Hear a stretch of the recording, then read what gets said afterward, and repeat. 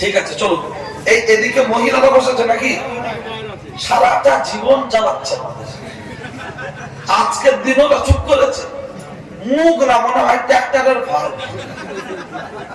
যত বলে চুপ করা হচ্ছে মেরে দেয়, আর যত বলে মেরে দেয়। মাল কম খায় না বেশি খায়? মালকে শুয়ে পড়ে বলছে ওকে হাত দেয়। কিন্তু আমরা তো জানি পাকা ধুয়ে চলুক আর পাঁচে চলুক কিন্তু একই আসবে, দেখ নিচে দেখ। লাস্টে মাল খেয়ে উঠে বলছে আল্লাহ বিচার করবে। এই কথাটা যদি 5 মিনিট আগে বলতো বল মাল খেত, ও শুধু বলে দেখ তুমি অন্যায় ভাবে আমার দোষ দিচ্ছ তো, যাও আমি কিছু বলবো না, আল্লাহ বলে একজন আমাকে বিচার করবে, তোমার যা ইচ্ছা বলবো, স্বামী আর কিছু বলবে। আর ওরা বোঝে না পুরুষ মানুষের যখন মাইন্ড ফ্রি থাকবে, ও যদি ঠান্ডার সময় গায়ে পানি দেয় তাও চুপ করে থাকবে, কথা ঠিক কিনা? আরে নারী যা বোঝে না, স্বামী ব্যবসা বাণিজ্য একটু খারাপ যাচ্ছে, রিপ্লেসমেন্ট পাইনি, একটা অন্য টেনশনে বাড়ি আসছে, বাড়ি এসে ওর মুখের দিকে চেয়ে দেখছে, মনে হয় আমাদের জরিনা জেন্দ। স্বামী বলছে পানি দাও তো, ও গাড়া চলে খা। এমন একটা মুড, এমন একটা মুড, ও গাড়া চলে খাও। মনে মনে করছে কি ব্যাপার, তার মানে কলা গাছে কলা হলে একটা লাল মতো জিনিস হয়, কি বলে গো কলা হওয়ার আগে হয় মোচা। মোচাটা এখনো কাটেন এক চাষি, কেন কাটবে? মোচাটা আগে কাটলে কলার কাজের সাইজ ভালো হবে, কলা পুরুষ্ট হবে, কলা ভালো দামে বিক্রি হবে, মোচাটাও তেতো করে ভাজা করে চচ্চড়ি করে খাওয়া যাবে। বুড়ো আর বুড়ি হলো মোচা, ছেলে বউ কলার কাঁদি। ও বলতে চাইছে মোচা কাটবি না কাটবি না? তুই বাইরে কাজে থাকিস, কি বুঝিস আমার সংসারে? তোর মা বাবা পড়ে ফেলে খাচ্ছে, বোঝা যাচ্ছে? তাই বাড়ি এসে ওর মুখ দিচ্ছি, কি অসুবিধা লাগছে নাকি? চুপ করে দেখছেন? মানে আমি বিবিসি লন্ডনে ছিলাম তো, বিগ 927 যাই, তোর মনে হচ্ছে আমাকে বলে না কেন? তা আমি সত্যি কথা আজকে একটু অন্য সাইড নিয়ে বলছিলাম যে ওদিকে যাচ্ছিলাম না, তা ওরা আছে যখন থাক আমি দেখছি। আর মেয়েদের বলছি, মায়েরা আপনাদের কণ্ঠের আওয়াজটা একটি পর্দা, আর পাশে এতগুলো মানুষ বসে আছে, দেওয়ার ভাসুর শ্বশুর নন্দাই পাড়ার মেম্বার প্রধান আশেপাশের মানুষ সব রকমের মানুষ আছে না? তাহলে এখন যদি ওর বলার নাম তেজ হয়, বাড়ি কাটা টিকতে দেয় বলে মনে হয়? এতগুলো মানুষের সামনে যদি ওই রকম মাইক ফাটায়, তাহলে বাড়ির শ্বশুর শাশুড়ি পুরো আলোচনা করতে দেয় না, হিসাব করতে দেয়। দেখেন কার বউটা কথা বলছে, শুধু আওয়াজটা শুনে নেয়। ও ছেলেরা, নওজোয়ান যুবকেরা, আমি আপনার মাঝে যে কথা বলছিলাম, চলুন তাহলে 5 ওয়াক্ত নামাজ পড়ছে, অথচ লক্ষ্য করলে দেখতে পাওয়া যায় ছেলের বিয়েতে মোটা মাল দাবি করে নিচ্ছে সবাই না বেশিরভাগ। এমনও মানুষ আছে 5 ওয়াক্ত নামাজ পড়ছে, অথচ লক্ষ্য করলে দেখতে পাওয়া যায় তার বাড়িতে সুদের ব্যবসা চলছে, যে ব্যবসাটার নাম হলো গুরুগুলো। আছে না নাই? যত ধর্মগ্রন্থ আছে, মুসলমানদের ধর্মগ্রন্থ সহ একটা ধর্মগ্রন্থে দেখিয়ে দেন যেখানে সুদ বৈধ আছে, মদ বৈধ আছে? না না না না না না, লক্ষ্য করলে দেখতে পাওয়া যায় যেখানে আল্লাহ নবী বলেছেন আর যেখানে আল্লাহর কোরআন বলেছে, আরিবা সাবুনা হুবান আইসালুহা আলিয়ানকার রাজুলুম মাহু, সুদ খেলে 70 থেকে 77 ধরনের পাপ হয়। তার মধ্যে সবচাইতে ছোট গুনাহ হলো যেটা নিজের ছেলের সাথে মা বিবাহ করলে যতটা গুনাহ হয়, একটা পরপুরুষের সাথে 36 বার জেনা করলে যতটা গুনাহ হয়, যারা সুদ দিচ্ছে ততটা গুনাহ হচ্ছে। ও পর্দার মার বোন, ভিতরে ভিতরে নিয়েছে অনেক গুরুগুলো। ও পর্দার মার বোন, ভিতরে ভিতরে নিয়েছে অনেক বন্ধন। নবীর হাদিসটাকে একটু খেয়াল করো। আপনি মাসাবুনা হুবান আইসালুহা আনিয়ানকার রাজুলুন মাহু, সুদ খেলে 70 থেকে 77 ধরনের পাপ হয়। তার মধ্যে সবচেয়ে ছোট পাপ হলো নিজের ছেলের সাথে বিবাহ করলে যতটা গুনাহ হয় অতটা পরিমাণ গুনাহ হচ্ছে। আজকের এই গুরুকুল নামক যে ব্যবসাটা, সপ্তাহে একদিন করে একসঙ্গে বসে সেটিং করে কি সুন্দর করে লেনদেন হচ্ছে, আর এমন করে বসছে যেন মনে হচ্ছে স্যার নাই, ওটা মনে হয় যেন আমাদের ভাবির ছোটদা, তার মানে দেও। যখন মনে হচ্ছে ছোটদা, গায়ে মাঝে মধ্যে দিচ্ছে কাদা, হয়ে যাচ্ছে অসুবিধা। এমন নিউজের লক্ষ্য করলে দেখতে পাওয়া যায় ও ছেলেরা ওখান থেকে অবৈধ সম্পর্ক জন্ম নিয়েছে। খবরে দেখা গেছে লোন নিতে গিয়ে বউ আউট হয়ে গেছে, এরকম খবর আছে না নাই? পেট্রোল যেখানে মোটরসাইকেল রাখা থাকে, লম্প ধরিয়ে ওর কাছে কেউ নিয়ে গেলে বাড়ির লোক বকে না বকে না? কেন? বলছে আছে আটটিয়ার গাড়ি, পেট্রোল, আগুন লেগে যাবে, তাড়াতাড়ি বেরিয়ে সরে যা। আঘাত, পেট্রোলের পাশে আগুন নিয়ে গেলে ধরে যেতে পারে, তার জন্য যদি সরে আসতে হয়, বলুন বলুন বলুন, আমার বিবাহিত স্ত্রী ও হলো পেট্রোলের গাড়ি, আর তার পাশে যখন স্যান্ডাম লম্প পাশে আসবে, আগুনের পাশে জমাট বাঁধা ঘি দিলে অটোমেটিক গলবে, মুখ দিলে গলবে। আপনার নারকেল তেল শীতকালে বসে যায়, উনানের পাশে গরমের পাশে দিলে অটোমেটিক গলে যাচ্ছে কি যায় না? যখন প্রায় দিন পাশাপাশি বসাবসি, ওটা বসা, হ্যালো কি করছেন ভাবি, কি করছেন বৌদি, দুটো একটা কথা হতে হতে স্বামী সংসার নিয়ে ব্যস্ত, ইনকাম নিয়ে ব্যস্ত, সংসারে কিভাবে উন্নতি হবে, তালিকা নামিয়ে অ্যালবেস্টার নামিয়ে কি করে ছাপ দেবে, সে সেই চিন্তায় ঘুরছে। কখনো হাসে, কখনো চিন্তা করে, আর কান্না আসে না, কান্না আসলেও চোখ থেকে পানি আসে না, ঘেমে যায়, সংসার উন্নতির জন্য চিন্তা করছে। আর বউ আবার স্যারের কাছে বলছে তোমার ভাই আমার বোঝে না, কোথাও লে যায় না, একদম ওল্ড মডেল 2G। আর তখন ওই জায়গায় XYZ কোন একজন ব্যক্তি ওই মহিলাকে আগুন ধরিয়ে দিচ্ছে, তখন বলছে তোমার মতো মেয়ে যদি আমার বউ হতো, জীবনটা আলোয় আলো করে দিতাম, কাঁচের জুতো পায়ে দেওয়াতাম, তোমাকে রানীর মতো করে রাখতাম। অথচ যেই ডায়লগটা দিচ্ছে তার বউয়ের কাছে একটু জিজ্ঞাসা করো, সে বলছে ওরা তো মরবে কবে। পাশের বাড়ির ভাবির কথা মিষ্টি বেশি লাগে, খেও না সুগার হবে। আর নিজের বউর কথা যদি তিতো লাগে, খেয়ে নাও, সুগার দূর হবে। কিন্তু আজকে লক্ষ্য করলে দেখতে পাওয়া যায় পাশের কথাগুলো আমাদের গুরুত্বপূর্ণ লাগে, আর আমাদের নিজেদের কথা নিজেদের যেন ভালো লাগে না।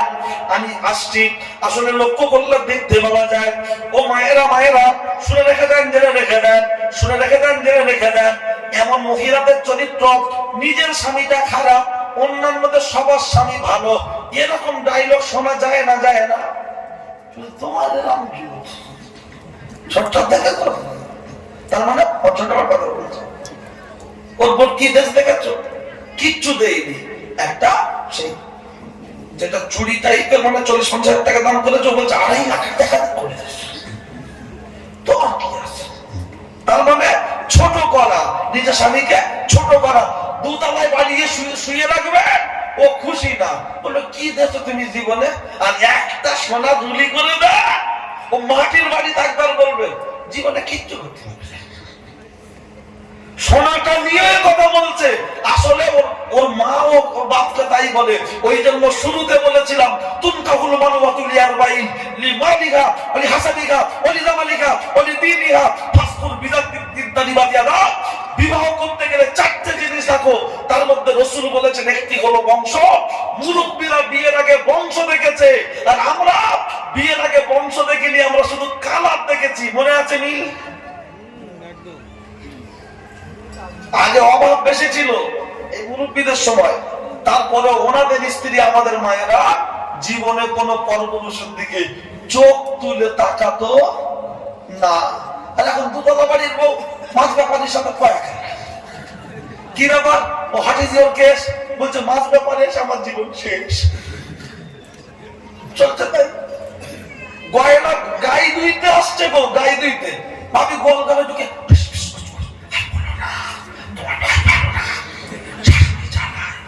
গয়না তো কি ওষুধ দেবে, ডিম ব্যাপারী, মাছ ব্যাপারী, তাদের যেন মনে হচ্ছে যেন একসঙ্গে দুজনে ওই বিএড করেছিল আমাদের প্রাইমারি স্কুলে,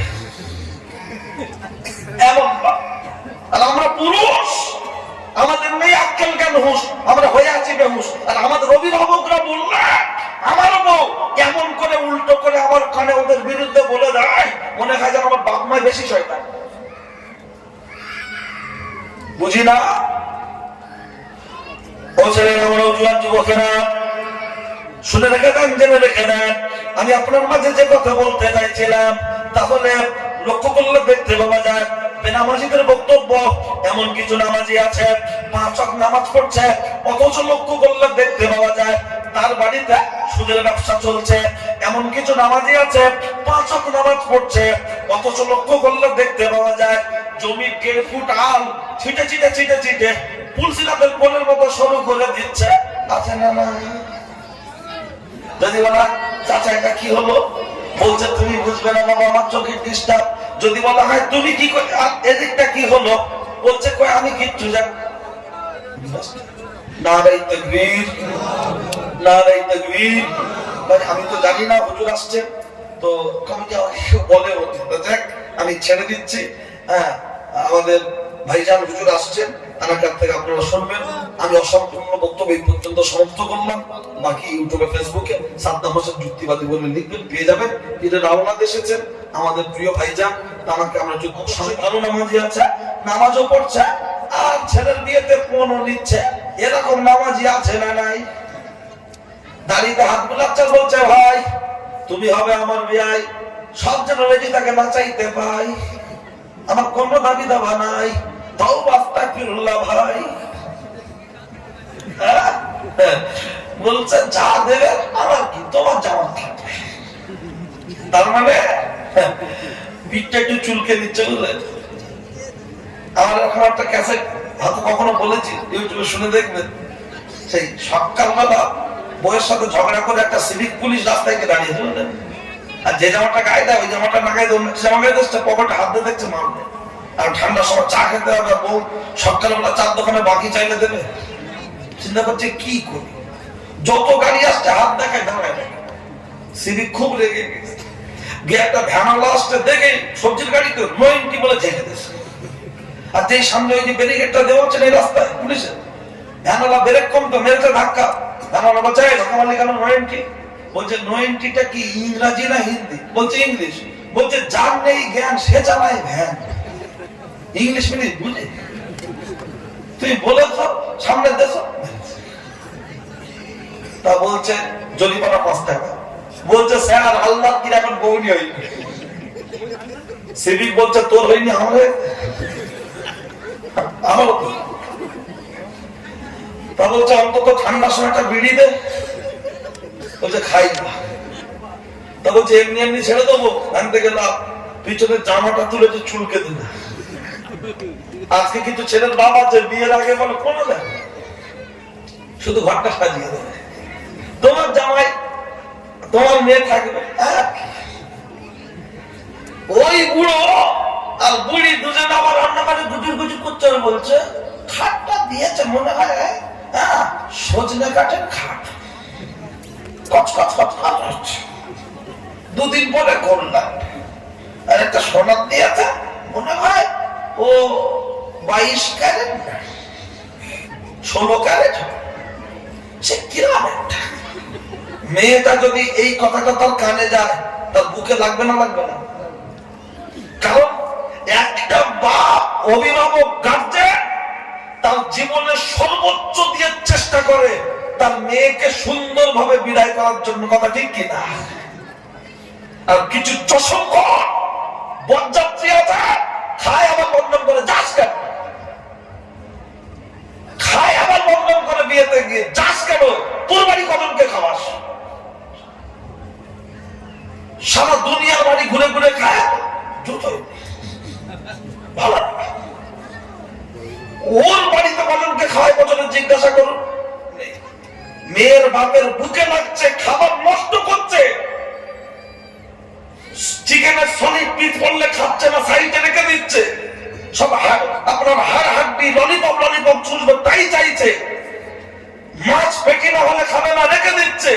ওটা যদি ওর বাড়িতেই নষ্টটা করতো, ওর বুকটা ফাটতো না তোর হলালে যদি কম লাগে কমলে মনে হচ্ছে যেন অফার শেষ হয়ে যাবে, তাই জড়ো করছে, যেন ওটা খাবার পেলেন না মনে হবে যেন ওটা গুড়াও মাল সাজাচ্ছে। আর এই বুড়ো আর বুড়ি বৌমার বিরুদ্ধে সমালোচনা করছে, খাট ভালো না, হাড়ি বাসন যাচ্ছে দুর্বল, সব মনে হয় যেন ফেতরানো মাল। হ্যাঁ, এমন করে ওই বৌমা শ্বশুর শাশুড়ির জীবনে ভালো চোখে দেখবে? যদি বলা হতো মা তোর বাপ কি দিল না দিল দেখার দরকার নেই, আমি বেঁচে আছি, তুই আমার মেয়ে পরের বাড়ি গিয়েছে, তুই আমার মেয়ের মতো থাকবি, যেটা অসুবিধা হবে আমার বলবি মা, আমার আওকাত ক্ষমতার ভিতর থাকলে আমি তো পূরণ করবো। ওই বৌমা কখনো শ্বশুরের বিরুদ্ধে কথা বলবে না। আর শ্বশুর যদি যোগ হয়, যোগ রক্ত চষানো, যারা আখ বিক্রি করে দেখবেন আখের রস মেশিন আছে, আখ দুটো তিনটে নিয়ে ঢুকিয়ে দে, হয় না চলো ঘুরিয়ে দে দিচ্ছে, খরিদ্দার গ্লাস ধরে দাঁড়িয়ে আছে। আজকের মেয়ের বাপকে বানিয়েছে আখ পেশাই করা মেশিন, মেয়ে আখ এখানে মরা দিচ্ছে, ঘরের ভিতরে কাঁদতে মন করছে, কাঁদছে, মেয়েটার বুকে লাগছে। সেখানে 10 বারে একবার ফোন করে বলে বাপের বয়স হয়ে গেছে, ছেলেরা দেখে না, কোন রকম এদিক ওদিক করে সংসারটা চলছে, বেকার ভাতা এদিক ওদিক করে কোন রকম চলছে, সেখান থেকে রস নিতে চাইছে। আর এদিকে মসজিদে সেক্রেটারি হচ্ছে, মসজিদ থেকে বেরোয় না, কপাল কালো দাগ পড়ছে, ওর মাথায় বাজ পড়বে না? ইয়ার কি হচ্ছে দিচ্ছি হাতে দোষবি না, দেখাশোনা এসছে পাড়া, তা জোহরের নামাজ পড়তে যাচ্ছে, ওই মেয়ের ছেলের বাড়ির কজন 12-14 জন এসছে, তো 4-5 জন নামাজ পড়ে না, 4 জন পড়ে মসজিদে গিয়েছে, তা মেয়ের চাচা জানে আমার ভাইটার দেখাশোনা হচ্ছে, কথা হয় না। ও বাবা তোমরা কোথা থেকে এসো বাবু? বলছে ভালোবাসার থেকে। বলছে কাদের বাড়ি? কালুদের বাড়ি। কালু বলছে কেন কুটুমা? বলছে না মেয়ে দেখাশোনা হয়েছে, আজকে পাঞ্চনি বা কি বলে যেটা ফাইনাল দিন করে যেটা আর কি হবে। তখন চাচা কি বলছে জানো? ভালো করে খবর টবর লেছো, পাক্কা নামাজি। ছেলের বাড়ির লোককে বলছে ভালো করে খবর টবর নিয়েছো।